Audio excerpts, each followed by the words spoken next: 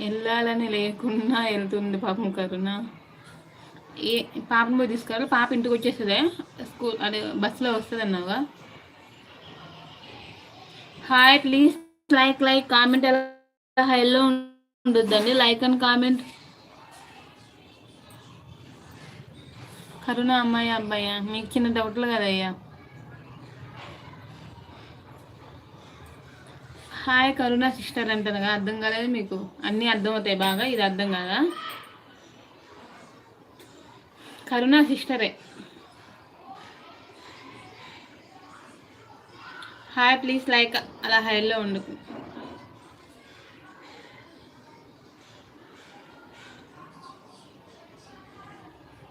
ఏంటది నాకు అర్థం కాలేదు మరి.